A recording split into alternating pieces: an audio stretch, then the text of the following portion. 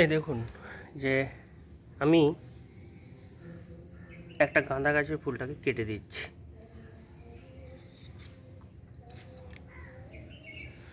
সবাই তো গাছে ফুল চায়, তো আমি কাটলাম কেন? তো এটাকে প্রুনিং বলে, সবাই জানে যে এটাকে প্রুনিং বলে। তো আমাদের বাচ্চাদের ক্ষেত্রেও ঠিক সেরকমই, যে অনেকে ভাবেন যে ছোটো থেকেই যদি ক্লাসে প্রথম দিকে রোল না করে হয়তো বাচ্চাটাও বুঝি গোল্লায় গেল।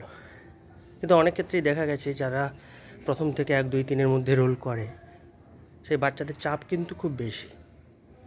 মানে তাদের এখন তো স্কুলে খুব প্রজেক্ট, এক্সট্রা কারিকুলার অ্যাক্টিভিটি, তো সবগুলোতে কী হয়, ভালো করতে হয়, তবেই সেই প্রথম দিকে র্যাঙ্কগুলো করতে পারে। এর ফলে কি হয়, বাচ্চা কিন্তু এক্সট্রা কিছু শিখছে না, সব সময় স্কুলের পরীক্ষায় ফার্স্ট হতে হবে, সেকেন্ড হতে হবে, থার্ড হতে হবে, সেগুলো নিয়েই মজা আছে। শুধু বাচ্চা না, বাচ্চার মা বাবারও তাই। সারাদিন সেইগুলো পড়ে যাচ্ছে। তো সেই জন্য অনেক সময় দেখা যায় যে যারা 1, 2, 3 র্যাঙ্ক করে স্কুলে, তাদের থেকে যারা একটু পেছনের দিকে 8, 10, 15, 17, তারা হয়তো ভালো শিখছে, এক্সট্রা কিছু শিখছে ছোটো থেকে, ফলে তারা পরবর্তীকালে গিয়ে বিভিন্ন যে এন্ট্রান্স এক্সামগুলোতে কিন্তু ভালো করছে। তো তারপরে আর হাউতাশ করলে হবে না যে আমার ছেলে ফার্স্ট হতো, আমার ছেলে সেকেন্ড হতো, কিছু করছে না, কারণ সে করার টাইমটা পাবে না। ওই যে মাথার মধ্যে একটা চাপ আছে যে আমাকে ফার্স্ট হতেই হবে।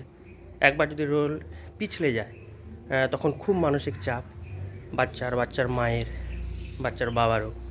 সেই জন্য আর্লি সাকসেস সবসময় ভালো নাও হতে পারে।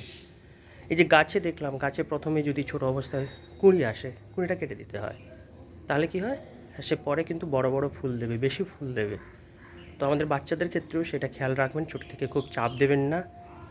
তো বেশি স্কুলের পড়া যদি পড়ে, এত যদি প্রজেক্ট করে, এত ইউনিট টেস্ট নিয়ে যদি মেতে থাকে, সে তাহলে এক্সট্রা পড়বে কী করে, এক্সট্রা কিছু শিখবে কী করে?